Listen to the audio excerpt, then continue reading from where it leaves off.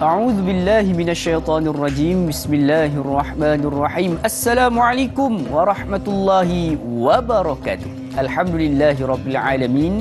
Wassalatu wassalamu ala asyrafil anbiya'i wal mursalin wa ala alihi wa sahbihi ajma'in. Allahumma aftah alaina hikmataka wa anshur alaina min khazaini rahmatika ya arhamar rahimin. Rabbi syrah li sadri wa yassir li amri wahlul 'uqdatam min lisani yafqahu qawli. Allahumma faqihna fid din wa 'allimna at-ta'wil wahdina ila siratikal mustaqim. Siratal ladzina an'amta 'alaihim minan nabiyyin was-siddiqin wasyuhada'i was-salihin wa hasuna ulaika rafiqa. Ya arhamar rahimin. Subhanaka la ilma lana illa ma 'allamtana innaka antal alimul hakim. Amin ya rabbal alamin. Apa khabar sidang putus sekalian? Selamat pagi, good morning. Sobahul khair diucapkan kepada sidang penonton setia rancangan soal jawab agama nombor 1 di Malaysia.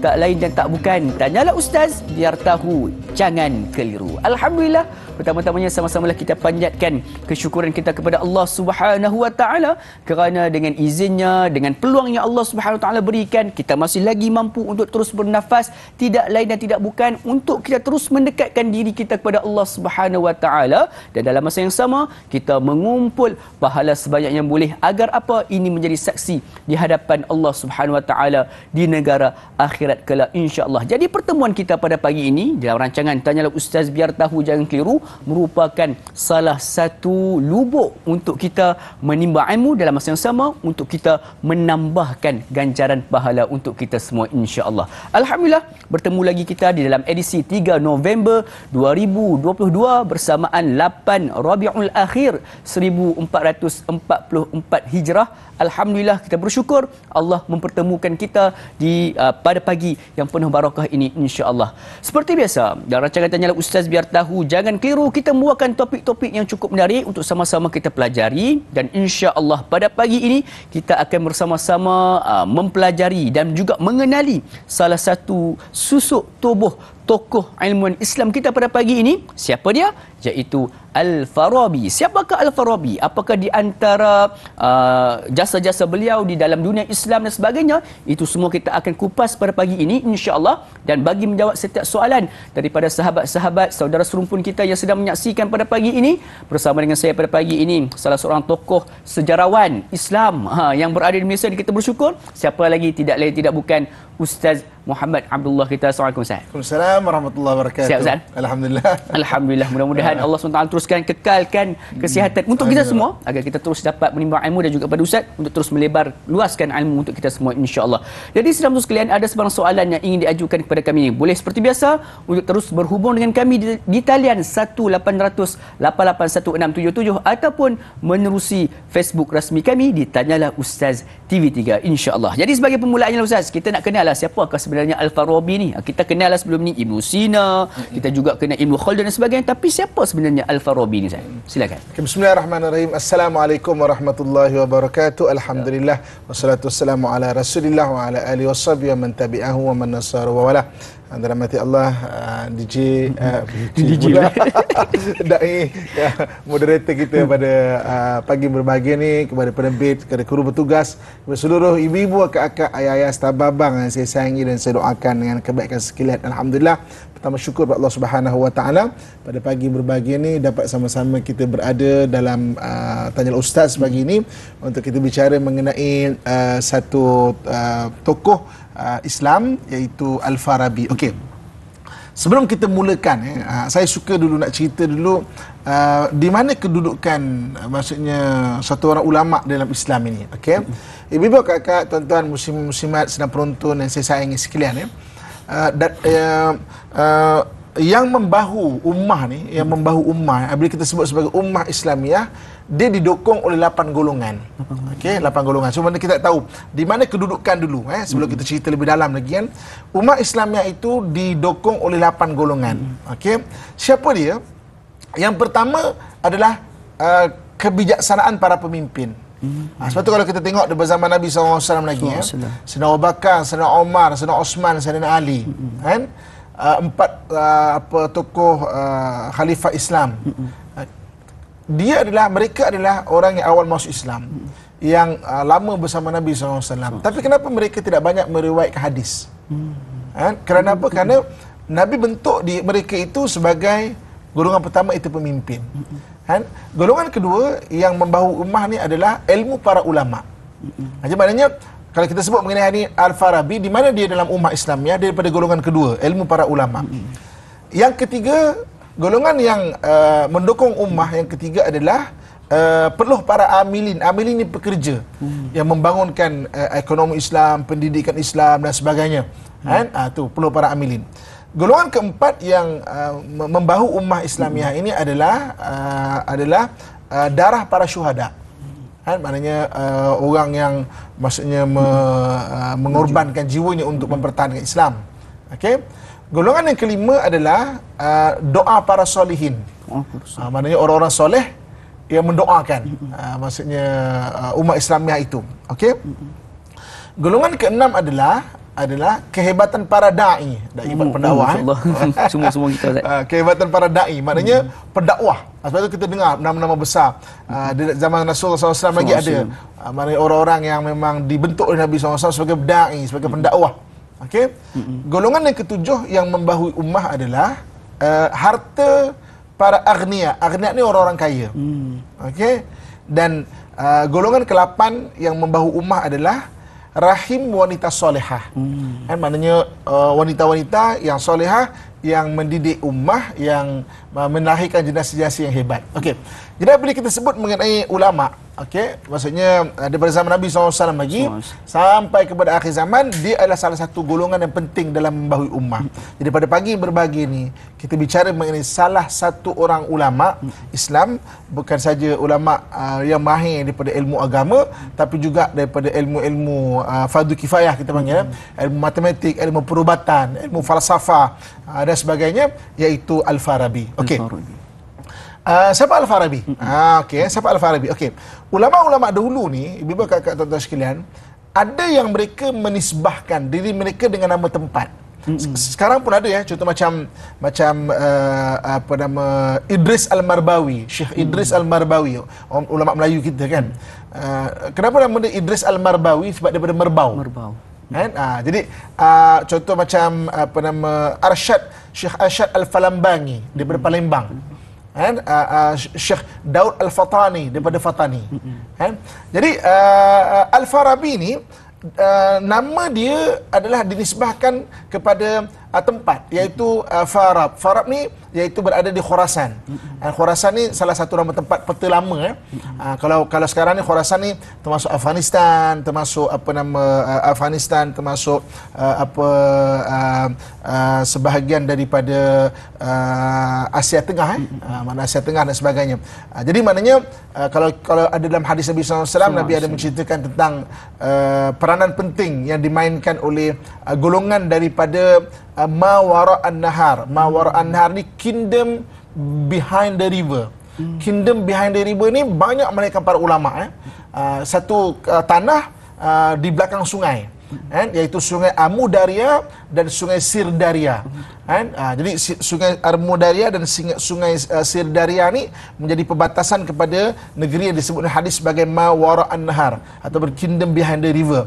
Kebanyakan negeri-negeri yang berada di kingdom behind the river ni adalah negeri-negeri, kalau sekarang negeri Tantan lah. Kalau sekarang ni macam 5 negeri yang tan tu, Uzbekistan, Tajikistan, Kyrgyzstan, Turkmenistan, bukan Gostan. Negeri Tantan kan. So maksudnya Kazakhstan so maksudnya ini negeri-negeri yang mawar an-nahar ataupun maksudnya negeri-negeri di belakang sungai. Jadi Al-Farab ni satu tempat daerah. Jadi dinisbahkan kepada dirinya kepada nama Al-Farab. Kalau sekarang ni adalah Al-Farab tu berada di Kazakhstan. Kazakhstan ni adalah 5 negeri, 5 negara yang bebas daripada Rusia pada awal 90-an, sebab negara ini negara yang banyak ulama, tapi pada awal kurun ke-19 dia ditawan oleh Red Army. Red Army ni istilah kepada tentera Rusia Di mana awal tahun 90-an, maka kelima-lima negara ini dimerdekakan. Uzbekistan, Tajikistan, Kyrgyzstan, Kazakhstan dan Turkmenistan. 5 negara ni jadi maknanya kalau sekarang Al-Farab ni berada di mana? Dia berada di Mawar An-Nahar, negeri-negeri di belakang sungai. Kan? Iaitu kalau sekarang ni di Kazakhstan lah. Kazakhstan. Okey. Jadi Al-Farabi ini, ibu kakak tuan-tuan sekalian, dia menisbahkan namanya umumnya sebagai Al-Farabi sebab daripada Farab tu, daripada kalau sekarang Kazakhstan lah, satu tempat di situ. Okey, kemudian dia menisbahkan juga dengan namanya dengan Abu Nasr. Abu Nasr ni orang Arab pula satu hal, okey, dia akan menisbahkan diri dengan nama anak dia. Jadi maknanya sebab bagi orang Arab makin banyak gelaran, makin mulia orang tu. Sebenarnya benda ni sama je, macam contohlah kita zaman sekarang ni kan ada gelaran Tan Sri, kan, Tun, Datuk Seri dan sebagainya. Mana gelaran-gelaran tu sebenarnya makin banyak gelaran-gelaran tu makin mulia satu orang itu. Kalau mengikut maknanya sisi pandang orang Arab. Okey, jadi maknanya paling kurang benda yang memang dia dapat dan orang lain maksudnya tak payah bagi pun adalah nama anak dia. Sebab Abu Nasr. Abu Nasr ni nama anak dia. Jadi dia adalah Abu Nasr Muhammad bin Muhammad Al-Farabi. Al-Farabi itu dinisbahkan kepada nama tempat dia lahir itu. Jadi Muhammad bin Muhammad Al-Farabi, ya. Abu Nasr Muhammad bin Muhammad Al-Farabi. Okey.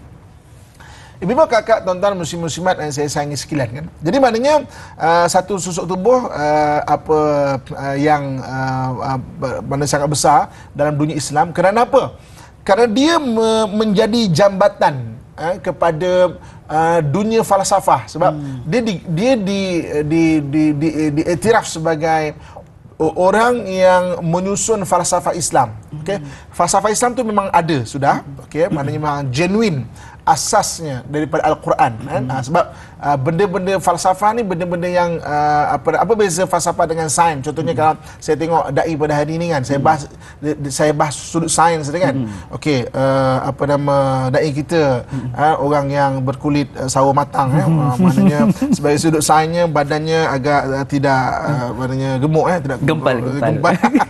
Okey, kemudian masih lagi sihat nampaknya, maknanya ada kulit, ada maksudnya darah, maksudnya yang nampak muda lagi nampaknya. Itu sudut sains. Tapi kenapa dai berada di sini? Itu falsafah. Oh, itu falsafah. Maksudnya why? Sains akan bicara mengenai what, apa. Falsafah ni why? Kenapa awak berada di sini? Kan? Apa yang menjadikan dai berada di sini dibandingkan dai-dai yang di luar sana? Kan? Dan menjadi dai sebenarnya benda yang bukan mudah. Satu, mengekalkan diri sebagai dai lagi susah. Banyak dai-dai yang mana sudah tidak menjadi dai. Kan? Maksudnya why itu adalah falsafah. Jadi maknanya Al-Farabi ni dia menyusun falsafah Islam tu untuk lagi mudah difahami. Sebab benda-benda falsafah ni benda-benda yang mana yang kita cerita mengenai why, kenapa. Dan apabila sebut mengenai falsafah, dia akan terbit banyak lagi ilmu-ilmu yang berada di bawah itu. Contoh macam benda-benda akhlak. Benda-benda akhlak ni bukan benda-benda akhlak ni benda-benda yang bukan fizik, bukan nampak. Okey, contohnya, orang sama, badan sama, kulit sama, bahasa sama. Tapi kenapa ada orang yang berakhlak, ada orang tidak berakhlak? Benda itu benda yang dibahaskan dalam falsafah, kan? Jadi maksudnya Al-Farabi ini dikira sebagai orang pertama yang menyusun falsafah dan menjadi jambatan kepada falsafah zaman dulu. Takrifan bila disebut sebagai makna falsafah zaman dulu ni maknanya sebelum zaman Nabi SAW, kan?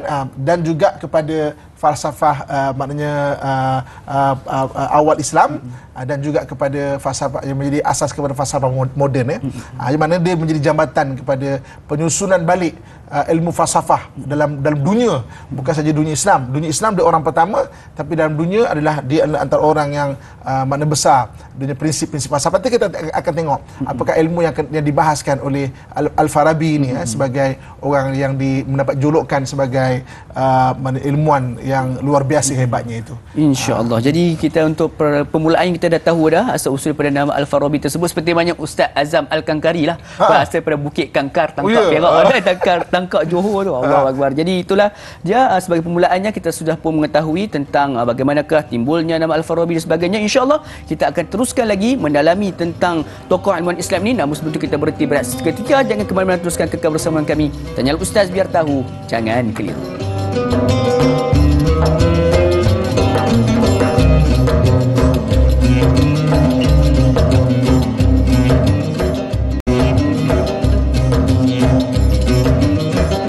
Alhamdulillah, sidang putus sekalian, kembali kita bertemu pada pagi ini dalam rancangan Tanya Ustaz biar tahu, jangan keliru. Sama-sama kita membincangkan, mengenali dengan lebih mendalam tentang salah seorang tokoh ilmuwan Islam, iaitu Al-Farabi pada pagi ini bersama dengan Ustaz Muhammad Abdullah kita, insya-Allah. Jadi jom kita nak terus raikan Ustaz. Soalan pertama daripada sahabat penonton kita menerusi Facebook daripada Puan Masrifah Nur Jama'in. Assalamualaikum. Waalaikumsalam warahmatullahi. Pada usia berapakah Al-Farabi mendapat pendidikan awal dari guru-guru persendirian dan mengapa beliau suka belajar di rumah guru dan di masjid-masjid? Apakah kelebihan belajar dan mendapat ilmu di rumah-rumah Allah atau masjid? Mohon perkongsian ilmu. Terima kasih. #biar tahu, jangan keliru. Silakan Ustaz. Okey, kita nak cerita mengenai budaya menuntut ilmu pada zaman dahulu Okey. Zaman dahulu ni budaya menuntut ilmu daripada kita cerita mengenai daripada zaman Rasulullah SAW lagi ya. Sebab kalau kita tengok ayat yang pertama yang diturunkan oleh Allah Subhanahu Wa Taala sendiri adalah mengenai membaca. Okey, Iqra, bacalah, tapi bukan semua benda bagus untuk kita baca. Sebab Iqra Bismi rabbikal ladzi khalaq. Bacalah dengan nama Tuhanmu yang menciptakan. Maknanya bacalah benda-benda yang memberi manfaat kepada kita. Sebab ada kadang-kadang benda-benda yang kita baca menambahkan kita punya anxiety. Maksudnya kerisauan. Baca macam kerisauan kan. Menambahkan kita punya kerisauan, depression. Benda-benda kita baca kan. Contohnya macam kita curi-curi baca mesej daripada laki kita punya handphone kan. Kita kan menambahkan stres kan. Kadang orang tu masuk ke lain, kita masuk lain, dia bergaduh pula kan. Sebab tu Iqra, tapi Bismi rabbikal ladzi khalaq. Maknanya bacalah dengan nama Tuhanmu yang menciptakan. Okey. Jadi maknanya budaya zaman Nabi SAW memang telah telah ada wujudnya. Maksudnya maknanya budaya ilmu ni, dan Islam memang maknanya memimpin dunia keilmuan sejak zaman Nabi SAW. Jadi dulu tak ada universiti. Okey. Universiti pertama di dunia adalah milik orang Islam, iaitu Universiti Al-Azhar. Universiti pertama. Ini kita cerita mengenai zaman barat, masa lagi dark age, zaman gelap. Diorang tak tahu apa tu belajar. Jadi maknanya universiti pertama adalah milik orang Islam, iaitu Universiti Al-Azhar. Biasanya 1000 tahun lebih maknanya umurnya itu. Okey. Universiti perempuan pertama di dunia adalah milik orang Islam. Kalau sekarang berada di Uzbekistan. Universiti yang diasaskan oleh ulama kita, iaitu Ulugh-Bek. Universiti perempuan tau. Kita bukan cerita madrasah, kita bukan cerita sekolah tinggi, kita cerita universiti.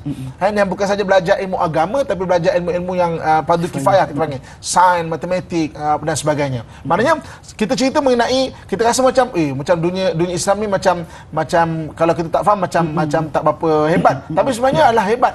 Maknanya leading dunia keilmuan. Jadi balik pada soalan tadi, daripada awal lagi masjid adalah salah satu daripada institusi pendidikan. Jadi mana Al-Farabi ni dia maknanya datang bukan saja kepada ilmu-ilmu agama, tapi juga maknanya ilmu-ilmu fardu kifayah. Nanti saya cerita mengenai hukum menuntut ilmu supaya kita lebih faham kenapa dunia Al-Farabi Imam Al-Farabi ini ataupun ulama kita Al-Farabi ini dan juga ulama-ulama lain itu sangat berilmu kan. Di mana madrasah-madrasah. Okey. Jadi kalau satu orang tok guru dulu, dia hebat, dia akan mengajar di masjid dan dia akan mengajar di tiang. Sebab tu ada dinisbahkan tiang-tiang. Contoh macam kalau kita tengok mana di Mesir ada tiang Imam Asy-Syafi'i. Imam Syafi'i akan duduk di tiang tu, dia akan buka kitab belajar. Imam ni ke tiang sana, masjid yang besar-besar kan. Imam tu tiang sana. Sebab itu makam Imam Asy-Syafi'i dari satu tiang. Sebab ketika Imam Syafi'i meninggal, orang ambil tiang tu letakkan dekat makam dia. Sebab dia mengajar kat situ. Ada satu tiang Imam Syafi'i duduk untuk mengajar, buka kitab mengajar. Okey. Jadi maknanya sejak kecil lagi memang dunia dia adalah dunia ilmu, keilmuan. Kan? Maksudnya belajar ilmu-ilmu. Okey, untuk kita lebih faham lagi, okey, hukum menuntut ilmu. Hukum menuntut ilmu ada 4. Kesalinkan untuk kita mudah faham. Yang pertama fardu ain. Fardu ain ni iaitu benda-benda yang berkaitan rukun iman dan rukun Islam. Okey, maknanya kita memahami rukun iman, kita memahami rukun Islam yang membolehkan akhirnya kita beribadah dengan rukun iman, rukun Islam itu wajib. Tak kira lah raja ke, rakyat biasa ke, pemimpin ke, orang kaya ke, orang miskin ke, orang pandai ke, orang tak pandai ke, hukumnya wajib. Kalau tak belajar, berdosa dia. Kalau dia tak pandai nak sembahyang, tak pandai puasa, tak pandai nak pergi haji, tak pandai nak berzakat, nak syahadah, tak pandai, berdosa dia. Maknanya fardu ain. Fardu ain ni ilmu dia yang benda, nak senang faham, benda-benda melepaskan kita rukun iman dan rukun Islam. Okey. Hukum menuntut ilmu yang kedua adalah fardu kifayah. Fardu kifayah ni hukum, maksudnya benda-benda berkaitan dengan harian kita. Maknanya kehidupan manusia. Kalau tok guru dulu nak senang faham kan, dia ngajar, saya ingat lagi waktu saya kat pondok dulu, dia nak senang kita faham, fardu kifayah ini adalah seorang tahu yang lain tak payah. Maksudnya jadi maknanya umat Islam wajib kena melahirkan satu orang tokoh. Contoh katakanlah orang yang mahir matematik, orang Islam wajib ada wakil. Ilmu penerbangan, orang Islam wajib wakil. Ilmu perubatan, maksudnya ilmu apa lagi? Ilmu fardu kifayah. Maknanya wajib. Kalau tak ada, maka berdosa satu orang kawasan situ tu. Mana kena lahirkan wakil orang Islam yang ada ilmu fardu kifayah. Okey. Hukum menuntut ilmu yang ketiga dipanggil fardu kifayah aini. Fardu kifayah aini ni apa? Sesuatu fardu kifayah yang seseorang telah menceburinya. Bagi orang lain adalah fardu kifayah, bagi dia fardu ain. Contoh. Saya dalam bidang diving contohnya. Okey.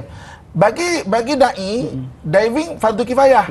Bagi saya yang telah menceburi bidang diving, saya tak boleh belajar main-main. Haram hukum dia. Sebab bagi saya lah fardu kifayah aini. Maksudnya bagi orang lain fardu kifayah, bagi saya telah menceburinya, tak boleh main-main. Saya kena belajar betul-betul sampai maksimum yang saya boleh. Sebab itu kalau anak-anak kita belajar universiti, undang-undang ke perubatan ke kesenian ke pendidikan dan sebagainya, dia adalah fardu kifayah aini kita panggil, dia tak boleh belajar main-main. Kalau tak ada wakil orang Islam, haram hukum dia. Dia kena belajar betul-betul. Dan kehebatan ulama terdahulu, ibu-ibu, kakak saya sekalian, saya ulang balik, kehebatan ulama terdahulu, paling kurang satu orang ada 7 bidang fardu kifayah aini. 7 bidang. Sebab itu kalau kita tengok macam Imam Syafi'i, dia punya terkenal dengan ilmu fiqh dia. Tapi Imam Syafi'i adalah ilmu orang yang mahir ilmu falak, ilmu perubatan, ilmu pelayaran, maknanya ilmu matematik. Kita kenal sebagai Ibn Sina sebagai tokoh perubatan, tapi Ibn Sina juga mahir dengan Al-Quran, mahir dengan hadis, mahir dengan tafsir, mahir dengan ilmu matematik. Al-Farabi pada hari ini kita kenal sebagai tokoh falsafah, tapi Al-Farabi juga mahir dengan ilmu matematik, ilmu sains, ilmu falak, ilmu muzik, ilmu, maksudnya dia faham fardu kifayah ini. Sebab itu ulama dulu paling kurang satu orang ada 7 bidang. Kita hari ni kan baru satu BA dah macam gini. Orang semua salah, orang semua sesat, semua bid'ah, semua apa, kembang macam gini kan. Baru satu bidang ilmu. Dulu paling kurang 7 bidang. Okey. Dan hukum belajar ilmu yang keempat adalah harus. Apa hukum ilmu yang harus? Ilmu-ilmu yang maknanya berbahaya. Contoh macam ilmu sihir, belajar harus mengamalkan haram. Kita nak belajar tu untuk tahu, untuk macam mana cara maknanya orang maknanya sihir dia dan cara mematahkan dia. Ilmu mencuri ni ada ilmu dia. Mana mencuri kan? Maknanya belajar harus mengamalkan haram. Apa lagi? Ilmu memukau, ilmu membunuh contohnya, maaf saya sebut kan, belajar harus mengamalkan haram. Jadi sebab biar kita tahu. Macam contoh orang yang terlibat dalam kriminologi. Kriminologi ni dia belajar cara berfikir orang-orang yang crime, orang-orang ahli jenayah ni. Dia belajar jenayah tu, tapi belajarnya harus mengamalkan haram. Jadi maknanya ini 4 hukum menuntut ilmu. Jadi balik kepada soalan tadi, daripada mula mana Al-Farabi? Daripada kecil dan di masjid-masjid. Dan oleh kerana ego dia ataupun dia punya maknanya kelaparan kepada ilmu, dia tak pernah berhenti belajar. Ini kita kena ada. Maknanya kelaparan kepada ilmu. Seperti Imam Syafi'i sebut, akhilan tanal ilma illa bisitah. Kamu tak akan dapat ilmu, kata Imam Syafi'i, kecuali dengan 6. Pertama, zakain, kena ada kecerdikan. Yang kedua, hirsin, ada tamak ilmu atau ada rasa lapar pada ilmu. Orang lapar macam mana? Tak cukup.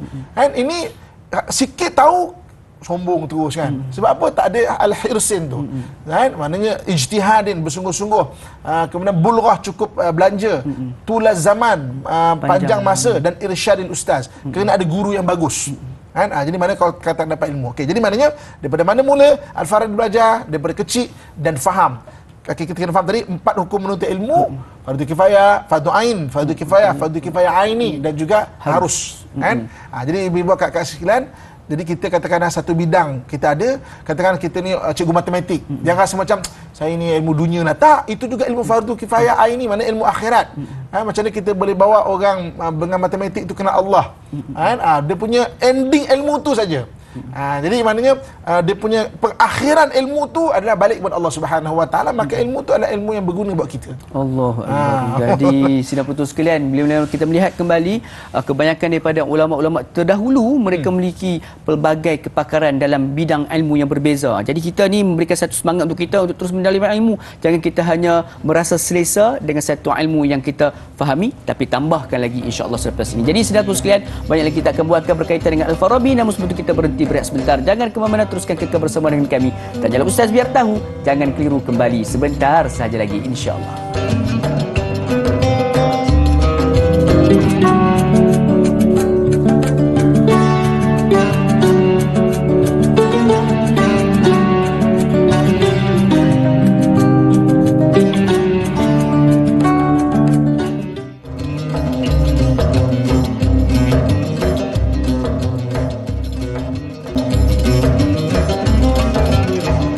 Alhamdulillah, sahabat sekalian, kembali kita bertemu dalam rancangan Tanya Ustaz biar tahu, jangan keliru. Selepas kita berhenti berjeda sebentar tadi, jadi insya-Allah kita pada pagi ini akan terus lagi menambah ilmu kita berkaitan dengan Al-Farabi. Kita nak terus raikan soalan berikutnya daripada sahabat Facebook kita, daripada Tuan Rozali Zali Ismail. Assalamualaikum Ustaz dan Da'i serta semua kru. Waalaikumsalam warahmatullahi. Pada usia berapakah Al-Farabi menjadi ahli falsafah yang masyhur dalam dunia Islam? Mohon perkongsian ilmu dari Ustaz. Terima kasih. #biar tahu, jangan keliru. Silakan. Okey, daripada sudut mengajar, okey. Sebenarnya ulama terdahulu ni kalau kita lihat berbelas tahun pun dah mula mengajar. Okey. Jadi berbelas tahun tu dah mula berkongsikan apa yang dia tahu. Okey, maksudnya jadi kalau sistem pengajian dulu ni nak selampam macam inilah. Kalau siapa-siapa orang Johor kan, dulu nak jadi cikgu agama ugama sogama kan, macam contoh orang Johor kan dulu. Macam mana nak jadi cikgu agama dulu kan, lepas darjah 6 sekolah agama dah ada sekolah khas kan, lepas sekolah khas dia boleh jadi cikgu sogama sekolah agama kan. Jadi maknanya umur belas tahun pun dah menjadi cikgu agama. Sistem melahirkan guru. Sama juga dulu maknanya satu orang murid belajar, dia habis satu kitab, dia membantu guru dia untuk mengajar murid-murid baru. Macam jadi taklah sebenarnya. Maksudnya guru yang besar dia mengajar murid. Jadi guru yang besar dia melahirkan maknanya guru-guru kecil. Jadi guru-guru kecil itu dia akan mengajar murid baru. Jadi murid baru nak sampai kitab yang besar, taklah, maksudnya dia terpaksa dia melalui guru-guru yang kecil ni dulu.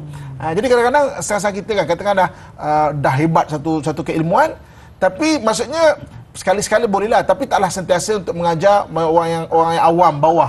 Orang awam patutnya belajar daripada guru-guru apa semua. Saya suka juga sistem Patani contohnya. Patani adalah sebuah antara Serambi Mekah juga. Serambi Mekah ada 3 Patani, Aceh dan Kelantan. Maknanya sistem dulu kan. Okey. Kita pernah dengar tak kalau dia kata istilah tok guru. Tok guru paling besar lah. Kemudian bawah tok guru tu dia ada tok ku. Pernah dengar nama tok ku? Tok ku Paloh, tok ku kan. Bawah tok ku ada baba. Mana kalau ada baba tu lah, baba ni mana bawah tok ku.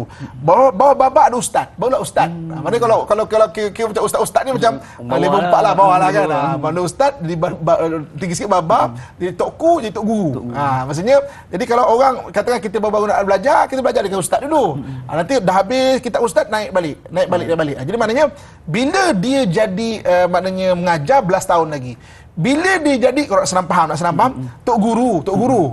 Sampai satu masa dia telah mengarang kitab, dia telah menyusun ilmu-ilmu, maka orang jadi rujuk guru-guru kecil tadi, nak senang faham ustaz ke, tokku ke, baba ke, belajar dengan dia. Untuk baba ni ke, ustaz ke, tokku, nak senang faham ni kalau sistem macam petani Malaysia kan. Maksudnya mengajar kepada anak-anak murid orang yang awam. Maka bermula biasanya sekitar umur 40-an lah. Umur 40-an start jadi macam tok guru yang hebat ataupun yang besar lah setelah dia mengarang buku atau mengarang kitab. Tapi permulaannya itu daripada usaha yang cukup muda, sehingga mana mampu untuk menjadi tok guru pada akhirnya. Jadi sidang betul sekalian, itulah dia memberikan satu semangat untuk kita terus mendalami ilmu, jangan pernah berhenti dalam menuntut ilmu. Seperti mana kata ustaz juga seperti tadi, salah satu daripada nasihat Imam Syafi'i dalam menuntut ilmu itu perlukan sepanjang ataupun masa yang cukup panjang, insya-Allah. Jadi jom kita nak beralih dengan soalan berikutnya daripada Puan Mas Niza. Assalamualaikum. Waalaikumsalam warahmatullahi. Bagaimanakah falsafah Al-Farabi mengenai asal-usul pembentukan sesebuah negara dan juga warga negaranya yang dianalogikan seperti tubuh manusia yang sihat dan utama? Terima kasih Ustaz atas perjalanan ilmu. #biar tahu jangan keliru. Soalan ini nampak sangat telah pun ada sedikit research sebelum bertanya ke soalan Ustaz. Silakan Ustaz. Okey. Kenapa Al-Farabi dikira sebagai tokoh falsafah besar? Bukan saja dunia Islam bahkan UNESCO meraihkan kelahiran Al-Farabi. Sebab dia punya UNESCO zaman sekarang moden sekarang, dia punya apa sumbangan kepada dunia, bukan saja dunia Islam, dunia sangat besar. Okey. Antaranya adalah kerana falsafah dia bukan mencakupi hanya individu. Contoh ada orang berfalsafah secara individu. Contoh katakan okey, bagaimana menjadi orang yang baik. Okey, so kita kena ada akhlak dengan ni apa semua kan. Okey. Kemudian ada orang berfalsafah dengan muamalat perniagaan. Okey, satu orang perniagaan yang bagus ada gini. Adalah bagian-bagian Okey. Tapi Al-Farabi ni dia punya falsafah mencakupi sampai kenegaraan. Sebab tu kalau kita sebut mengenai kenapa dia ahli falsafah sampai pembentukan sebuah negara pun. Okey. Dulu sebelum Al-Farabi, iaitu lebih kurang dalam maknanya hampir 1300 tahun sebelum Al-Farabi, sekitar 300 tahun sebelum Masihi, ahli falsafah dia yang disebut sebagai orang pertama ahli falsafah. Ahli falsafah itu maksudnya yang menyusun ilmu falsafah secara betul-betul adalah Aristotle. Kenapa Aristotle dikira sebagai ahli falsafah yang hebat? Sama juga sebab falsafah dia bukan saja kepada individu tapi sampai kepada sebuah negara. Jadi Al-Farabi ni beza dia adalah antaranya adalah falsafah dia tu sampai membahaskan sebuah kenegaraan. Sebab tu ni kita nak pilihan raya contoh kan. Sampai Al-Farabi sebut 12 ciri-ciri pemimpin. 12 ya. Maknanya kalau nak jadi pemimpin kena ada 12 ciri. Jom kita bacakan sikit lah. At least kita, ini bukan untuk orang ni, diri yang nak jadi pemimpin tu. Pertama kena sihat tubuh badan. Memang betul lah. Menang-menang meninggal terpaksa. Maksudnya mana PRP kecil-kecil kan. Sihat tubuh badan, mempunyai ingatan yang kuat. Maknanya otak tu kuat. Saya biasa tengok orang yang sihat umur 70-80. Tapi orang yang otak tak sihat itu luar biasa.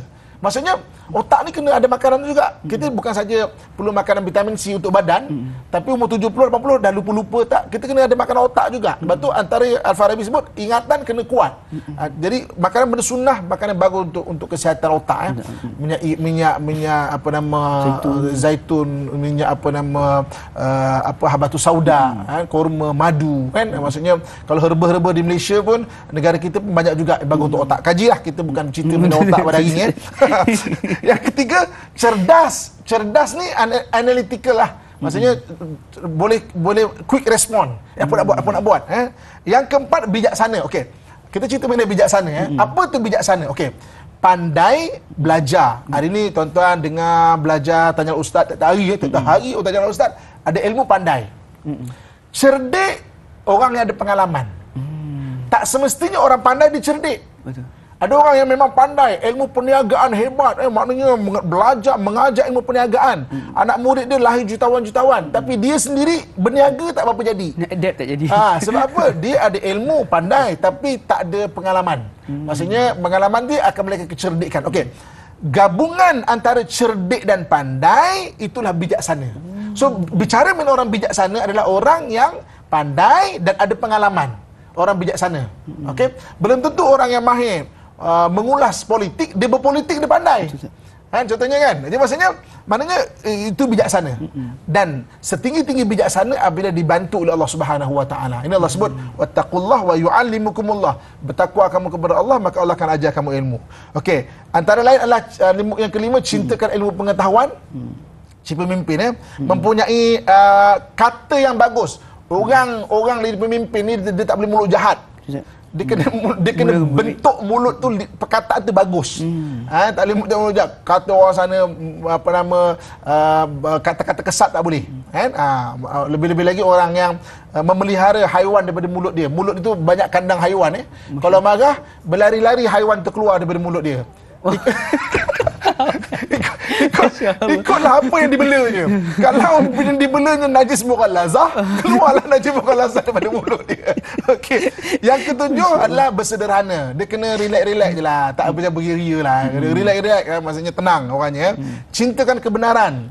Yang ke-8, berhemah tinggi, akhlak tinggi. Mempunyai harta yang cukup. Al-Farabi kata, kena harta cukup supaya dia tidak ada kepentingan dalam kepimpinan dia. Yang ke-11, cintakan keadilan.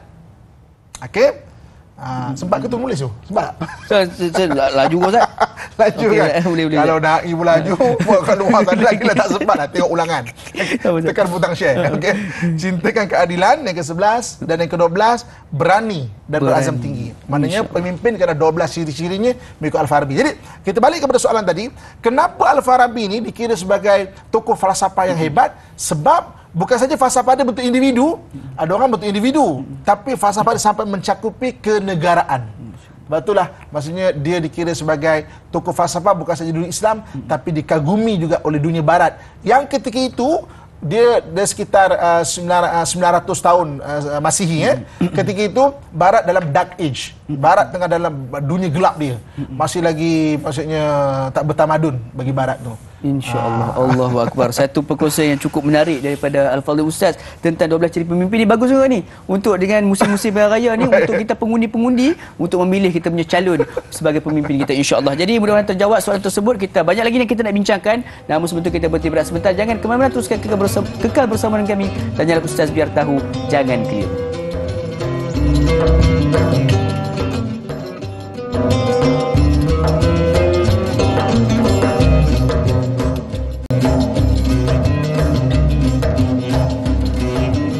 Alhamdulillah, saudara sekalian, kembali kita bertemu pada pagi ini dalam rancangan Tanyalah Ustaz biar tahu, jangan keliru. Alhamdulillah, pada pagi ini kita mendapat satu ilmu yang cukup mahal, iaitu berkaitan dengan satu tokoh ilmu Islam. Sebab apa? Jarang-jarang kita nak membincangkan tentang tokoh-tokoh ilmu Islam ni.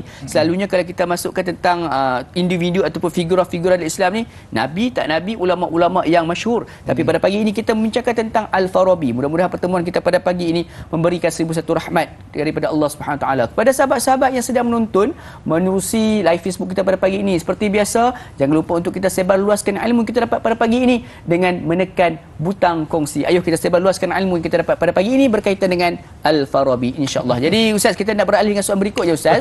Daripada Faz Ismail. Assalamualaikum. Waalaikumsalam warahmatullahi. Adakah karya dan penulisan Al-Farabi telah mempengaruhi dunia Islam di timur dan juga dunia Latin di barat? Apakah karya-karya tersebut? Terima kasih Ustaz Na'i. Sama-sama. #Tanyalah Ustaz. #biar tahu, jangan keliru. Silakan Ustaz. Okey. Kita cerita mengenai dunia barat. Ketika itu adalah dalam dark age. Maknanya dalam keadaan yang dipanggil, dia sendiri mengakui dia adalah dark age. Maknanya zaman gelap. Zaman gelap ni tak ada tamadun, tak ada cara konsep berfikir, tak ada makna sains. Jadi maknanya sebab itu sains Islam dan keilmuan Islam menjadi satu dasar ataupun tiang yang kukuh untuk barat. Sebab tu Cik Ibnu Sina menjadi asas perubatan kepada dunia barat sekalipun. Okay, jadi maknanya ketika itu falsafah barat memang tak ada, dia ada falsafah tapi tak ada konsep berfikir. Bila kita sebut tentang konsep berfikir ni, dia ada cara dia, contoh ilmu mantik contohnya. Ilmu mantik. Jadi maknanya bukan saja konsep kita ni perlu berfikir, okey, ilmu mantik berfikir, kita kena ada burhan kalau ikut Al-Farabi. Burhan ni maksudnya bukti. So maksudnya cara berfikir bukan saja aktiviti berfikir.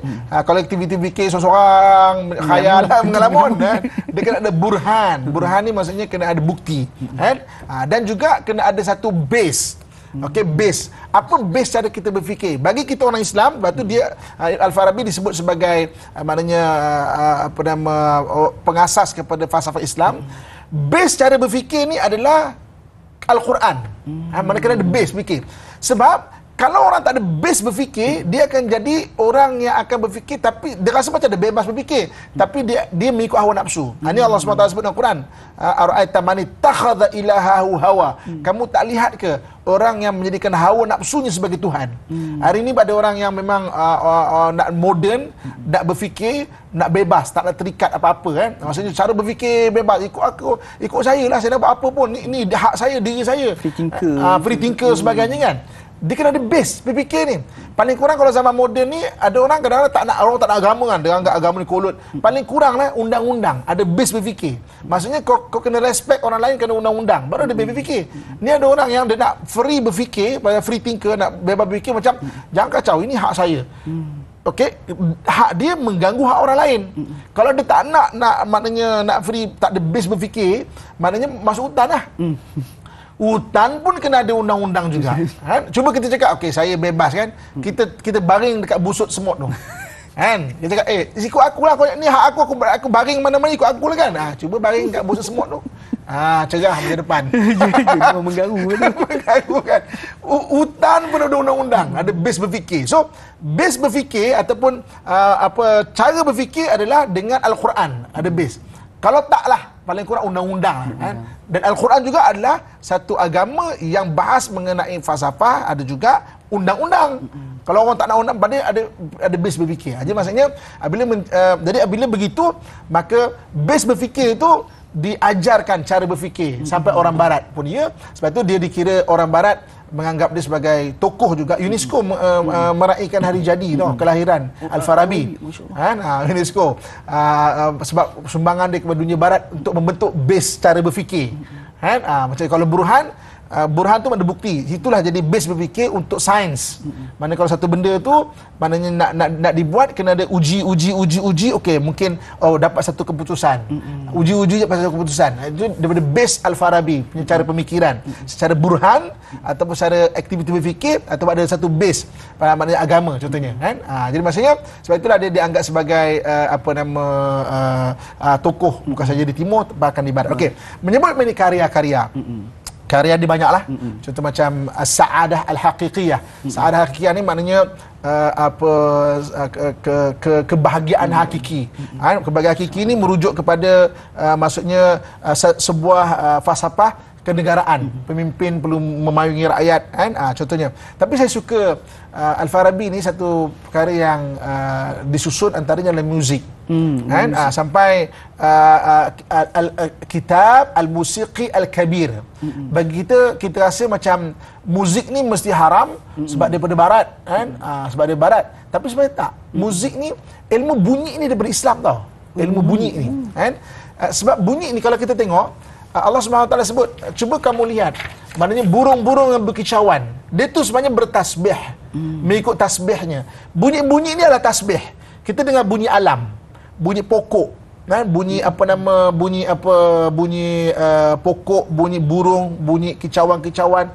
Dia ilmu muzik, sampai kitab Al-Musiqi Al-Kabir menceritakan benda ni. Kan? Sampai rentak-rentak, rentak ni juga merupakan satu muzik. Kalau kita tengok Quran, dia ada rentak dia. Kalau kita cerita Quran, ini dibahaskan oleh Al-Farabi dan kitab muzik dia, Al-Musiq Al-Kabir, kita cerita mengenai ayat-ayat mengenai akhirat. Kita akan tengok dia punya alunan tu alunan yang sedih. Amma yatasaalun anin naba'il azim alladhi hum fihi mukhtalifun kalla saya'lamuna thumma kalla saya'lamun. Maknanya ada dayu. Kalau benda-benda yang riang, contohnya tentang syurga, dia akan gembira contohnya, kan?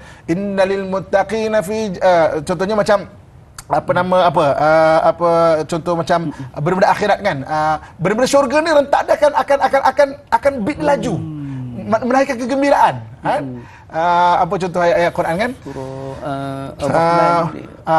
innal abrara lafi naim wa inna, maknanya benda-benda cepat. Dia punya ilmu rentak tu. Sebab itu satu ketika ketika menyusun ilmu muzik ini, dia dipanggil oleh pemimpin di negeri itu, iaitu Saifuddaulah. Saifuddaulah dia kata, cuba kau menyusun satu ilmu bunyi kan, cuba kau tunjukkan kami. Jadi dikumpulkan semua rakyat dia. Jadi Al-Farabi memainkan satu rentak yang semua orang jadi gembira. Macam inilah gembira. Contoh macam kalau kita nak tengok cerita lah, benda-benda rentak yang tak macam yang sama dengan gerakan jantung kan, dia kan jadi gembira. Contoh la ilaha illallah tu perkataan la ilaha illallah, la ilaha illallah, la ilaha illallah. Kita perasan tak ada rentak kat situ? Yang bila orang baca tu dia kena khusyuk. Kan? Sebab rentak itu. Okey. Jadi maknanya dia jemput oleh Saifuddaulah, dia mainkan satu rentak, semua gembira.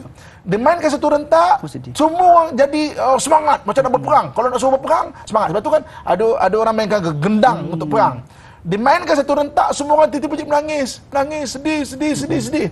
Dimainkan satu rentak, semua orang macam nyaman, tertidur. Termasuk Saifuddaulah, maka dia berbalik. Jadi maksudnya Al-Kitab Al-Musiqi Al-Kabir itu antara contoh kitab yang besar yang sampai mempengaruhi dunia barat mengenai ilmu rentak. Cuma apabila dia sampai ke barat, dan apabila barat memisahkan ilmu dengan agama, dia panggil sekular. Sebab bagi dia macam agama menyusahkan, maknanya agama tak sinkronis dengan sains, maka dia tinggalkan agama. Maka ilmu muzik tu memang jadi dry, jadi kering. Ilmu muzik tu tak meruntun jiwa, tak ada roh dia. Tapi ilmu muzik Islam tetap ada roh dia. So akhirnya mengenalkan kepada Allah Subhanahu Wa Taala. Allahu Akbar. Satu penemuan yang cukup hebat daripada Al-Farabi tu berkaitan dengan rentak dan bunyi tu, yang mampu memberikan juga mengawal emosi. Allah Akbar. Hebat Ustaz, berbaik. Dan Al-Farabi juga dia ada satu bahagian ilmu Al-Musiq Al-Kabir itu, iaitu perubatan secara bunyi. Secara bunyi saya sebenarnya digunakan oleh barat. Contohnya macam katakan orang tengah stres ke apa semua, dia dengar rentak-rentak yang menenangkan jiwa dia. Macam kita dengar selawat, bacaan Al-Quran, dia ada rentak dia sebenarnya. Kan? Sebab tu Quran ni, orang yang bukan Arab yang tak faham sekalipun, baca tu sedap. Kita dengar As-Sudais kan, maknanya baca, kita dengar imam-imam yang besar baca kan, dengar pun sedap. Taklah sumbang dia punya rentak tu. Masya-Allah. Apa nama? Hebat dia kata. Dia punya ni cara bunyi. Terapi kita jadi insya-Allah. Tanyalah ustaz juga ada rentak. Ada juga. Bermulaan tanya ustaz pun ada rentak juga, menyebabkan ramai orang boleh kekal sampai ke penghujung rancangan ustaz. Jadi insya-Allah. Jadi sudah betul sekali kita nak meraihkan soalan berikutnya pula ustaz, insya-Allah kepada Kak Juzabidi kita. Assalamualaikum Ustaz Naim. Wassalamualaikum warahmatullahi. Adakah Al-Farabi pernah menjadi seorang guru? Siapakah anak murid beliau? Mohon pencerahan Ustaz. #biar tahu jangan keliru. Silakan Ustaz. Okey, jadi maknanya biasalah apabila satu orang yang mengajar, dia ada murid-murid dia lah. Jadi maknanya yang mengkaji balik falsafah daripada Al-Farabi antara contoh Ibn Sina. Walaupun kadang-kadang ada pandangan Ibn Sina ni maksudnya tidak bersetuju 100%, tapi itu antara anak muridnya. Kemudian Imam Al-Ghazali sendiri, sebab Al-Farabi ni kurun ke-3, kurun ke-4 maknanya Imam Al-Ghazali sendiri dia kaji falsafah Al-Farabi, kemudian ada benda-benda yang ditambah baikkan. So maksudnya itu antara ulama-ulama besar lah yang maksudnya bercerita mengenai falsafah, sambungan daripada falsafah Al-Farabi ini. Allahu Akbar. Jadi itulah permulaan di antara rentetan permulaan pada ilmu mantik itu sendiri Ustaz. Jadi saya suka mengenai maknanya ilmu ni kan. Okay? Kita belajar ilmu ni, niat dia antara adalah untuk mengajar. Kan? Apa beza manusia dengan haiwan daripada sudut mengajar ini? Haiwan boleh belajar, tapi haiwan tidak boleh mengajar. Kan? Dai pernah jumpa ke satu ekor singa yang senior duduk di depan, pegang tali tu, tas tu, dia ajak kawan-kawan dia melompat gelung tak ada. Okay. Itu beza manusia dengan haiwan. Manusia boleh belajar dan boleh mengajar. Dan orang datang kepada kita untuk belajar satu rezeki. Sebab Ada orang berilmu tapi tak ada orang nak belajar dengan dia. Sebab itu bila datang satu orang nak belajar daripada kita, sebenarnya itu adalah rezeki daripada Allah Subhanahu Wa Taala, maka ajarlah dia. Walaupun seorang. Walaupun satu orang. Nah, maksudnya walaupun satu orang. Apa pun ilmu kita lah, ilmu fardu kifayah kita sebut tadi kan. Kita pandai masak, ada orang cakap, "Makcik, boleh tak ajar saya masak sambal petai?" Contohnya kan. Sambal apa nama, sambal apa. Itu ilmu tau. Sebab itu antara benda yang bermanfaat sampai kita meninggal sekalipun, tetap benda tu boleh pahala, adalah ilmu yang bermanfaat. Sebab ilmu satu hal, orang datang nak belajar tu satu rezeki sebenarnya. Betul, ada orang datang kepada kita belajar, kita renung dia, bagus ilmu tu, jangan sampai dia spoil pula jadi ilmu tu kan. Jadi maknanya boleh ajar dengan dia, dan kalau bermanfaat kita tetap berpahala pada ilmu tu. Allahu Akbar. Jadi itulah juga salah satu benda yang kalau kita meninggal pun masih lagi kekal akan menjadi salah satu saham pahala adalah ilmu bermanfaat. Salah satu cara dah Ustaz, kongsi video kita pagi ni. Ya, tekan butang share. Tekan butang share tu mudah saja untuk kita dapatkan pahala, insya-Allah. Jadi Ustaz, untuk yang berikutnya Ustaz, satu persoalan Ustaz. Dia sudah semestinya kalau kita tengok kalau dalam dunia dakwah ini, dunia kita nak mengajar ni, sudah semestinya dia ada cabaran-cabarannya. Apa cabaran yang pernah dihadapi oleh Al-Farabi, Ustaz? Okey. Jadi maknanya biasalah maksudnya ketika dia menyusun ilmu, orang tak setuju tu biasalah. Masa zaman sekarang pun ya. Ada orang tak setuju, tok guru ni, ustaz ni, ustaz tu tak setuju. Sebab itu biasalah, itu pencambaran ilmu. Tapi beza orang dulu, dia tak setuju tu dengan adab. Itu beza dia.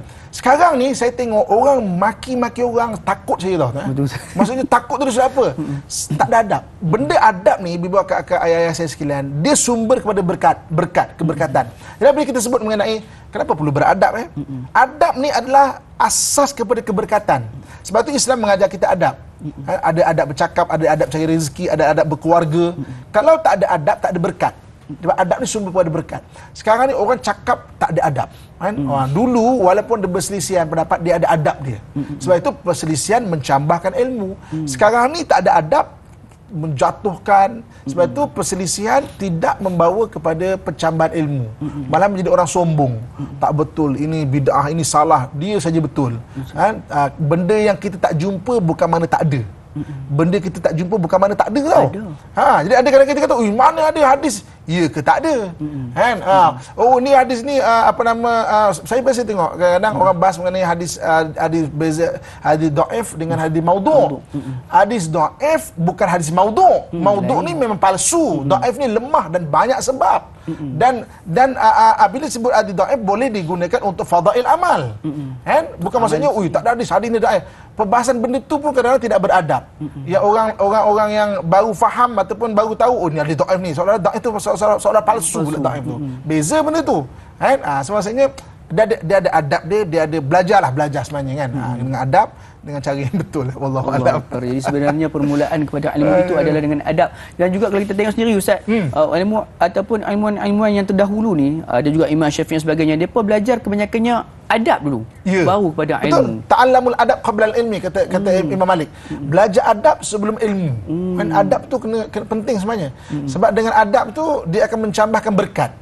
Ilmu kalau okey, kita cerita berkat sikit ya. Berkat ni apa berkat berkat, ada orang cakap orang Selangor, orang Johor kan, pergi kedui kahwin ada berkat kan. Berkat bawa buku pakai berkat. Okey. Berkat ni ziyadatul khair, pencambahan kebaikan. Orang kalau umur ada berkat, umur dia mencambahkan kebaikan. Makin berumur, makin banyak benda baik tercetus di tangan dia. Orang kalau ilmu ada berkat, ilmu dia mencambahkan keberkatan. Orang keluarga ada berkat, keluarga dia mencambahkan kebaikan. Daripada keluarga tu banyak cambah kebaikan. Harta ada berkat, harta tu banyak mencambahkan kebaikan. Jadi maknanya kalau tak mencambahkan kebaikan, cek balik sudut keberkatan. Nak dapat berkat macam mana? Jaga adab. Betul, dan Islam penuh dengan adab. Kenapa perlu beradab? Contoh macam ikut akulah, macam aku punya hak apa nak rakyat orang sana, rakyat orang sini. Kalau sudut adab dia, itulah sumber kepada keberkatan. Jadi sebenarnya kalau kita tengok sendiri pun, Islam itu sendiri banyak mengajarkan kita tentang adab, dan juga Nabi sendiri pun mengajarkan kita banyak sunnah-sunnah. Sunnah-sunnah itulah sebenarnya salah satu bentuk adab yang perlu kita amalkan dalam kehidupan kita. Tak patah lagi Ustaz, sebenarnya nak masuk tandas, nak buang air pun ada adab-adabnya itu sendiri. Jadi insya-Allah. Jadi Jadi saudara sekalian, banyak lagi yang kita akan bincangkan berkaitan dengan Al-Farabi ni Ustaz. Sebab semakin menarik sebenarnya. Kita tahu rupa-rupanya Al-Farabi ni juga salah seorang ilmuwan yang mengarang sendiri kitab tentang muzik itu sendiri. Kita juga akan bincang sebentar lagi berkaitan dengan apakah sebenarnya pandangan Al-Farabi tentang muzik dan juga sebagainya. Namun sebelum itu kita nak tabuhkan tirai terlebih dahulu di TV3 ni Ustaz. Cepat, pantas masa berlalu. Kalau nak tahu dengan lebih lanjut tentang Al-Farabi, jangan lupa untuk saksikan 30 minit ekstra eksklusif hanya di TV9 sebentar sahaja lagi. Tanyalah Ustaz biar tahu, jangan keliru. Kembali sebentar sahaja lagi, insya-Allah.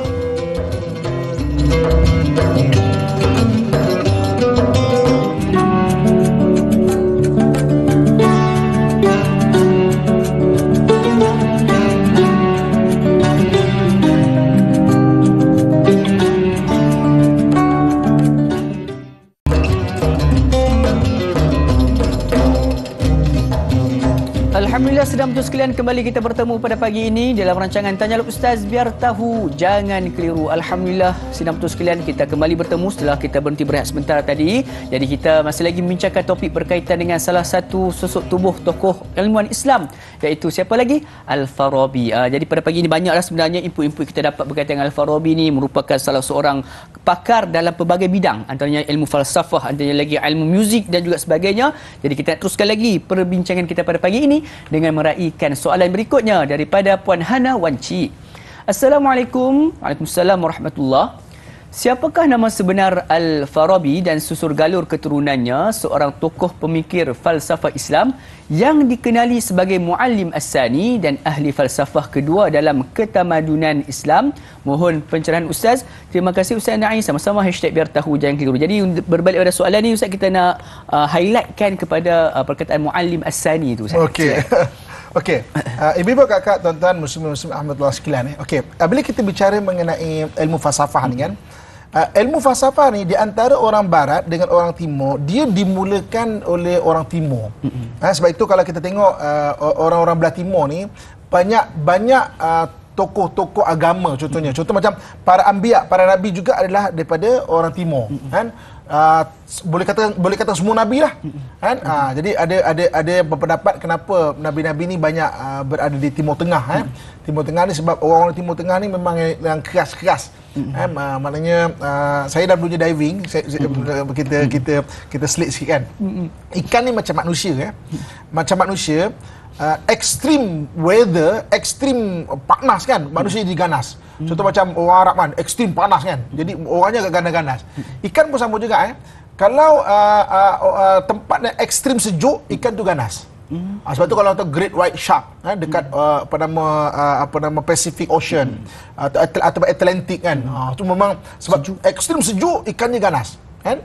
Macam kita punya temperature air dekat Malaysia ni 28 kan, 29 kan, 30 suam-suam macam tu kan. Jadi ikan pun tak ganas lah. Jadi macam ikan jerung kita pun mana ada dengar cerita ikan jerung kita makan orang ke, gigit orang ke, tak ada. Jadi ikan dia pun macam orang Melayu kat lah, lembut je tu Sopan santun. Sopan santun ikan dia. Tapi betul tau. Okey. Jadi maknanya kebanyak para nabi ni maknanya berada di timur. Begitu juga tokoh-tokoh lain, contoh macam katakanlah kalau tokoh-tokoh agama yang lain daripada Gautama Buddha contohnya kan, dan lain-lain, ahli falsafah adalah daripada timur, bukan daripada barat. Cumanya dipanggil sebagai muallim awal iaitu Aristotle. Aristotle ni daripada barat.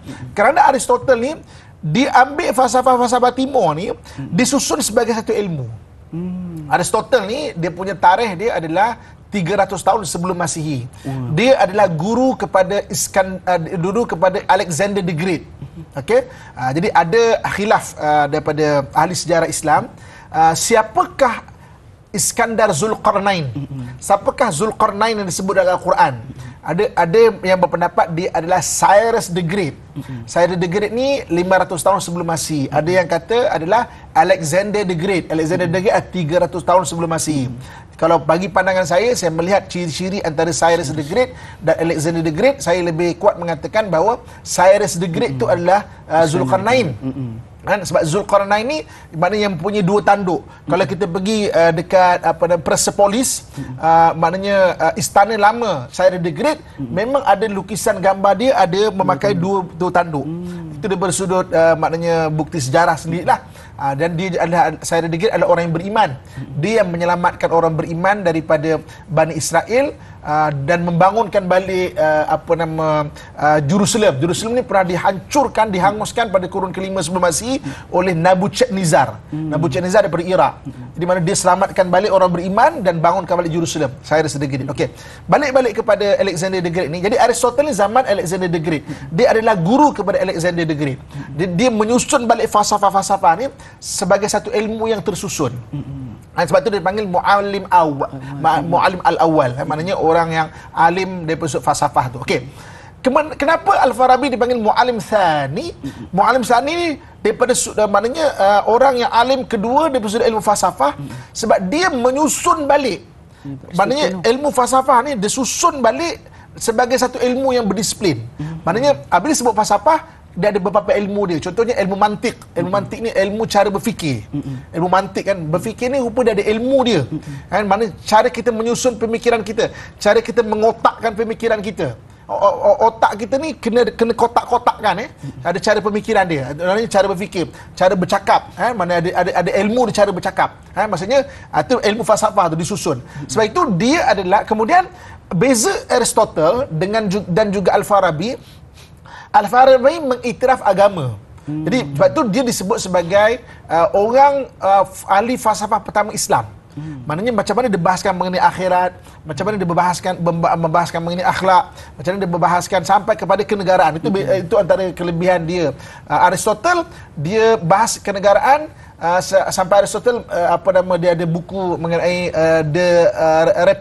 Republika. Mana dia lebih kepada maksudnya negara itu adalah sebuah republik.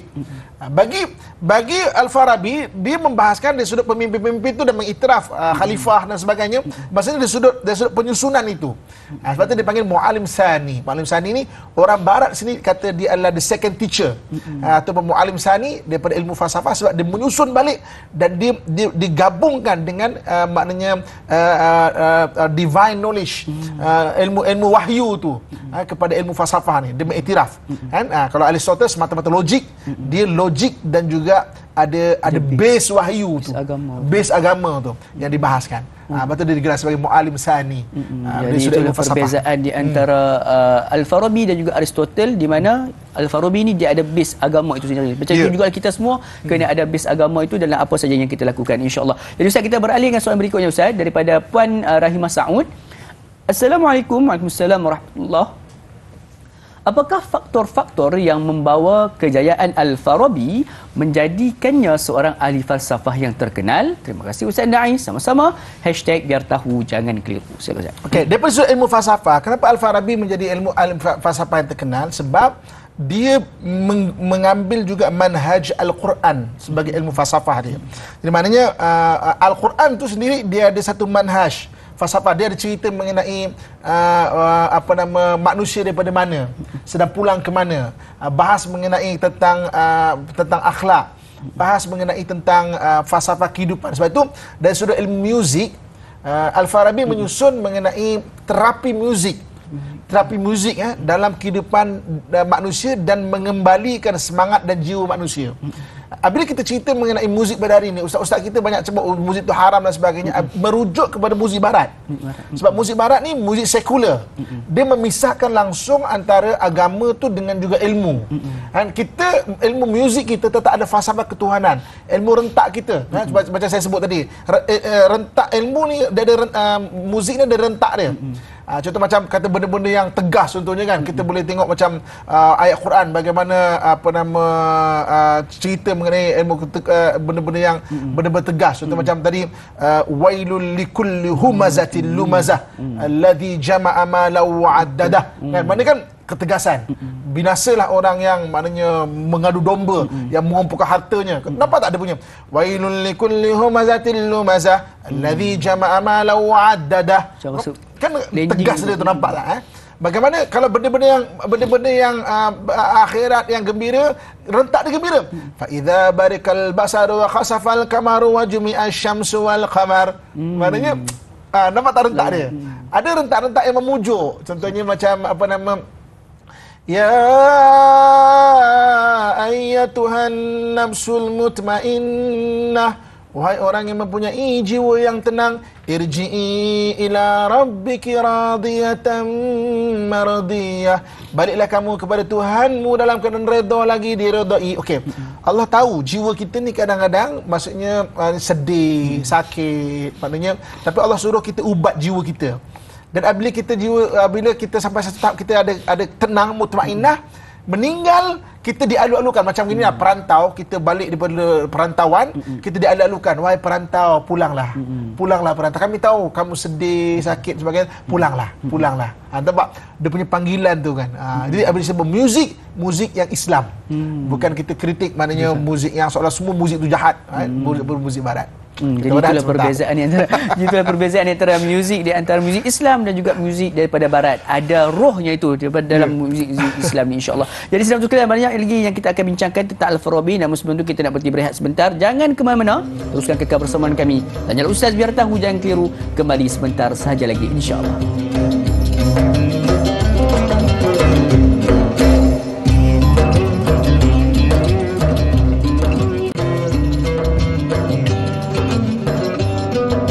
Alhamdulillah, sedang tu sekalian, kembali kita bertemu pada pagi ini dalam rancangan Tanyalah Ustaz biar tahu, jangan keliru. Sedar tak sedar kita sudah pun berada di segmen yang terakhir untuk episod pada kali ini. Sebenarnya nak bincangkan tentang Al-Farabi ni panjang tempoh masa yang perlu diambil sebab banyak sungguh kepakaran beliau. Jadi kita bolehlah tambah ilmu dengan kita, mungkin menghadiri di kuliah-kuliah di luar sana berkaitan dengan Al-Farabi ini, insya-Allah. Jadi jom kita nak raikan soalan berikutnya daripada sahabat Facebook kita, Puan Jura Azlin Sufian. Assalamualaikum. Waalaikumsalam warahmatullahi. Selain dari ilmu falsafah yang hebat, apakah lagi keistimewaan yang ada pada Al-Farabi? Mohon pencerahan. Terima kasih. #biar tahu, jangan keliru. Silakan Ustaz. Okey, selain kita dah bincang mengenai dia ahli falsafah, ahli muzik. Ahli muzik ini. Ahli muzik. Okey, Al-Farabi juga dia ada bahas mengenai fizik.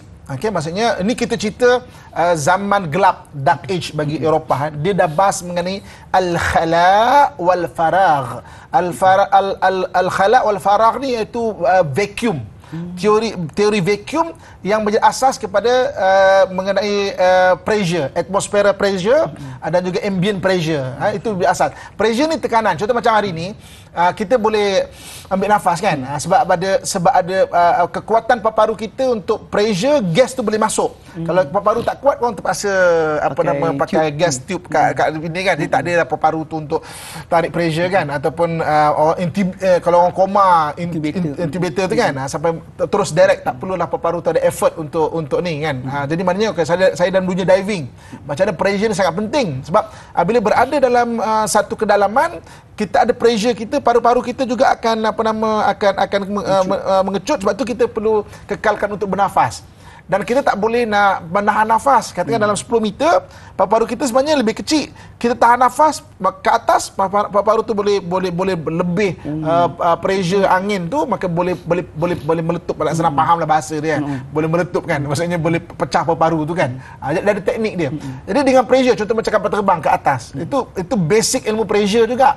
Kan? Jadi berasal daripada ilmu fizik yang dibahaskan oleh Al-Farabi, al-faragh wal khala. Mana ilmu vacuum nak cerita ni kan. Teori pada vacuum. Banyak lagi lah kalau kita bukan dalam kelas fizik pada hari ni. Itu maksudnya, tapi itu antara bahagian-bahagian penting. Kan? Macam mana hebatnya berkaitan dengan tokoh ilmu Islam ni. Kalau kita dalam 2 minggu lepas bincangkan tentang Ibn Haytham. Ibn Haytham ni pula dia merupakan pakar optik. Hari ini pula kita belajar tentang pakar pressure pula ini, iaitu daripada Al-Farabi. InsyaAllah satu kisah yang cukup menarik daripada Al-Farabi ini, insyaAllah. Jadi Ustaz, kita nak beralih dengan soalan berikutnya daripada saudara Muhammad Izzuddin. Assalamualaikum. Waalaikumsalam warahmatullahi. Apakah antara karya-karya ilmu pengetahuan yang sempat ditulis dan diterbitkan oleh Al-Farabi sebelum beliau meninggal dunia? Mohon pencerahan Ustaz. Terima kasih. Silakan Ustaz. Kitab Al-Farabi banyak. Risalah-risalah lagi sangat banyak. Dalam umur dia 79 ke 80 tahun tu, maknanya berpuluh kitab. Dan kitab tu bukan kitab yang satu bidang saja, berbagai-bagai bidang. Contoh macam dalam bidang falsafah, kita jumpa karangan Al-Farabi dalam ilmu sosiologi, Ara'u Ahli Madinah Al-Fadilah. Maknanya itu antara kitab-kitab dalam bidang mana sosiologi, maknanya ilmu sosiologi kan. Ilmu mantik contohnya al-mauqi' wasyarih. Kan? Jadi tadi ilmu muzik dia ada al-kitabu al-musiqi al-kabir. Perkataan al-muzik tu sendiri daripada perkataan Islam al-musiqi kan. Maknanya apa kitab muzik kan. Dalam kitab contoh ilmu falsafah al-jam'u baina ra'il al-hakimin, maknanya perbezaan pendapat-pendapat lah, maknanya pendapat-pendapat tu kan. Apa lagi contohnya, banyak lagi contoh macam dalam bidang agama al-millah wan nususul ukhra, maknanya dalam bidang agama kitab-kitab yang membahaskan bidang agama. Dalam bidang maknanya falsafah politik, itu beza. Maksudnya Aristotle kenapa dia menjadi ilmu falsafah yang besar, sebab dia bahas sampai kenegaraan. Dia ada konsep sampai kepada konsep negara republik tu. Tapi bagi Al-Farabi dia ada kitab as-siyasah. Maksudnya politik. Asas kepada politik. Kita dah sebut tadi, maknanya ciri-ciri pemimpin kan. Maksudnya kemudian meraih maksudnya sistem yang ada dalam Islam tu sendiri kan. Macam dan apa nama al-huruf dalam kitab bahasa. Dia adalah orang yang mahir bahasa Arab, padahal dia bukan asli keturunan orang Arab. Contoh macam perbahasan huruf jar. Huruf ba, bismillahirrahmanirrahim. Ba tu ada maksud dengan, ada maksud maknanya untuk menggunakan huruf. Perbahasan al-huruf, partikel-partikel dalam huruf jar sendiri pun maknanya ada perbahasan dia. Sebab itu okey, contoh kan, kenapa bismillahirrahmanirrahim, kalau ikut dalam kaedah bahasa Arab, perkataan itu adalah perkataan yang tergantung kan, sebab maksudnya dia perlukan ta'alluq ataupun sandaran. Contoh macam saya kata dekat dai ni kan, dengan pen. Kenapa dengan pen? Saya menulis dengan pen ke? Saya tunjuk dengan pen ke? Kan? Rupanya maksudnya okey, tiba-tiba saya kata macam dengan komputer. Dengan komputer apa? Tergantung. Itu tergantung. Rupanya Allah Subhanahu Wa Taala letakkan perkataan yang ada takluk itu untuk kita masukkan apa-apa juga hajat kita. Contoh macam aku membaca, aqra'u bismillahirrahmanirrahim, dengan nama Allah Subhanahu Wa Taala. Aku menulis dengan bismillahirrahmanirrahim. Aku bangun dengan bismillahirrahmanirrahim. Aku minum dengan bismillahirrahmanirrahim. Betul dah hadis Nabi sebut, orang yang memulakan sesuatu kullu dzibalin la yubda'u bismillahirrahmanirrahim fa huwa aqta. Dia akan terputus hubungan dengan Allah Subhanahu Wa Taala. Putus hubungan dengan Allah maksudnya terputus rahmat, terputus berkat. Maknanya huruf jar, huruf ba itu dalam perbahasan, maksudnya kitab bahasa, dan Al-Farabi ada kitab bahasa dalam usul lughah al-huruf, perbahasan itu maksudnya sebab tu perkataan bismillahirrahmanirrahim saja cukup besar sebenarnya. And kita perlu masukkan, sebab itu fa huwa aqta, kata hadis Nabi, akan terputuslah kalau tak mulakan satu benda tu dengan bismillahirrahmanirrahim. Kita bangun lagi bismillahirrahmanirrahim, niatkan aku bangun dengan bismillahirrahmanirrahim. Kita sakit-sakit urat kan, aku minta kesembuhan dengan bismillahirrahmanirrahim. Bacalah bismillahirrahmanirrahim untuk kita urut sendiri badan kita kan, pinggang kita, lutut kita kan. Niatkan aku mulakan, aku mengurut, aku berubat, aku menolong orang dengan bismillahirrahmanirrahim. Kan? Ayat kebergantungan. Ada kebergantungan. Dia ada takluk, kita panggil dalam bahasa Arab dia. Dia ada sandaran dia. Nak sandarkan dengan apa? Sebab tu kita perlu masukkan. Sebab tu rahsia bismillah juga sangat besar. Itu antara kitab al-huruf, maknanya kita apa nama perbahasan. Risalah-risalah yang lain, al-musiqi al-kabir tadi, maksudnya kitab muzik, asas-asas muzik. Contoh macam risalah-risalah yang kecil-kecil dan tak sebuah kitab. Contoh macam tadilah dalam bidang fizik, al-khala wal faragh, dicerita pasal vacuum yang menjadi asas kepada teori pressure atau tekanan. Kita sebenarnya kat dunia ni kat atasnya ada satu bar. Istilah satu bar pressure lah, satu bar pressure. Jadi maknanya turun dalam air dia jadi ada pressure 2 bar. 2 bar pressure. Maksudnya 2 bar tu 2 kali ganda. So kalau kita sedut nafas sekali macam ini, dekat 10 meter macam 2 kali sedut. Kan? Mana 20 meter macam 3 kali sedut. Jadi bila 3 kali sedut, kadar oksigen dalam badan kita lebih tinggi, kadar nitrogen lebih tinggi. Jadi mana dia ada kesan kepada badan pula. Kan? Jadi itu antara kitab-kitab lah, dan banyak lagi lah. Kitab-kitab Al-Farabi ni dalam berbagai bidang. Tu pasal saya sebut tadi, ulama terdahulu paling kurang ada 7 bidang fardu kifayah aini yang dipegang. Dan tak sombong. Tak sombong. Tak sombong, itu yang penting Jangan kerekut ilmu dia punya kesimpulan. Kita satu bidang tu kembang macam dia jalim seorang kan. Orang lain semua salah kan. Ingat dia seorang ke belajar Azhar, ingat dia seorang ke belajar Jordan, ingat dia seorang ke belajar kat Universiti Malaya, Universiti UIA, UKM, ingat dia seorang ke belajar. Jadi satu nasihat untuk kita semualah, jangan terlalu orang kata apa menyombong apabila kita mendapat satu ilmu tu, insya-Allah. Jadi mudah-mudahan terjawab soalan tersebut. Kita beralih dengan soalan berikutnya daripada Zuhara, Ustaz. Assalamualaikum. Waalaikumsalam warahmatullahi.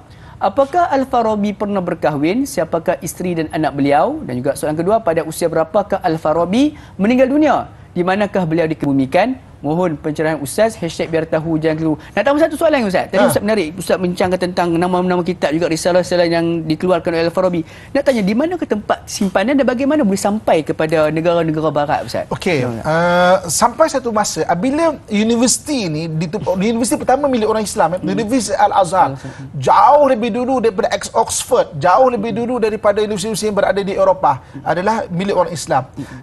Jadi maknanya orang-orang barat dia datang ke negara Islam kan untuk belajar ilmu. Jadi dia belajar. So jadi apabila dia balik dia terjemahkan kitab-kitab Arab ni semua jadi base kepada ilmu kepada negara-negara barat. Jadi apabila sains dibawa ke barat, ketika itu gereja tergugat. Sebab macam berlawanan. Sebab itu maknanya ahli-ahli sains pernah diisytiharkan untuk dibunuh atas nama membunuh ahli sihir.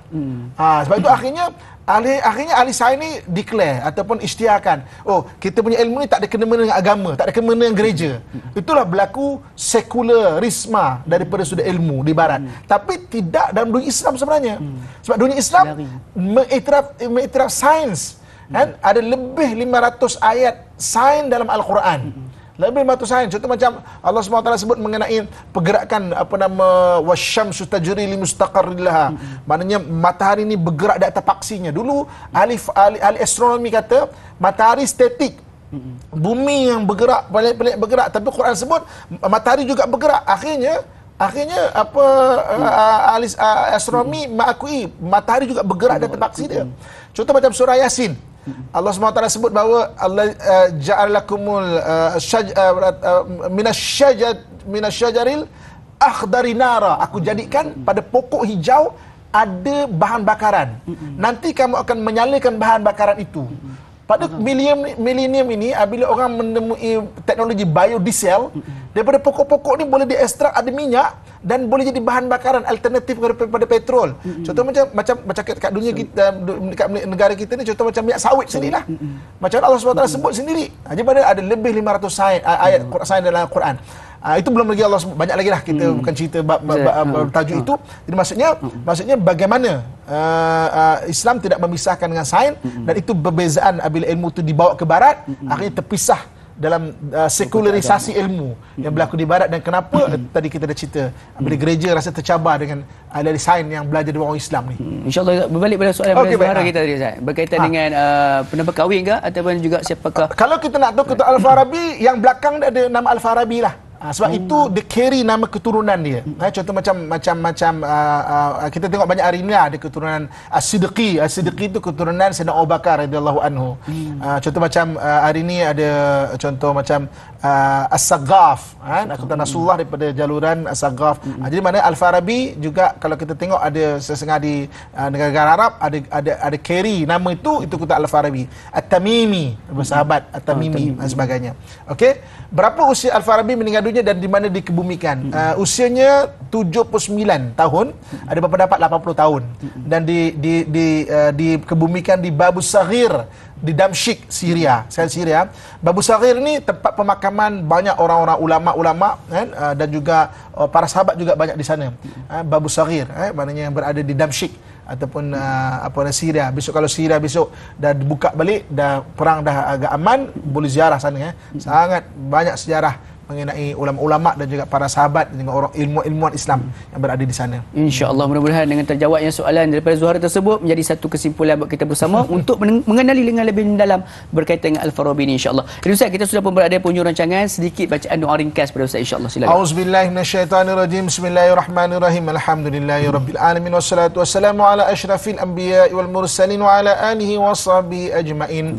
Ya Allah, ya Tuhan kami, bantulah segala urusan kami ya Allah. Kurniakan kepada kami ilmu yang bermanfaat ya Allah, dan berikan manfaat kepada ilmu yang kami pelajari ya Allah. Ya Allah, ya Tuhan kami, seperti mana Engkau berikan dan rezekikan kepada ulama yang terdahulu daripada kami ya Allah, kurniakan juga kepada kami ilmu yang bermanfaat ya Allah, akhlak yang hebat ya Allah, dan keimanan yang kuat ya Allah, yang menjadikan kami mulia di dunia dan di akhirat ya Allah. Allahumma rabbana atina fid dunya hasanatan wa fil akhirati hasanatan wa qina adzaban nar. وادخلنا الجنة مع الأبرار يا عزيز يا غفار يا رب العالمين. وصلى الله على سيدنا ومولانا محمد وعلى آله وصحبه أجمعين. سبحان ربك رب العزة أما يصفون والسلام على المرسلين والحمد لله رب العالمين. تقبل الله منكم منا منكم تقبل يا كريم. Jazakallahu khairan katsiran Ustaz atas perkongsian ilmu juga baca doa semua tadi. Mudah-mudahan Allah Taala panjangkan usia Ustaz, kekalkan Ustaz dalam kesihatan untuk terus sampaikan ilmu kepada kami semua, insya-Allah.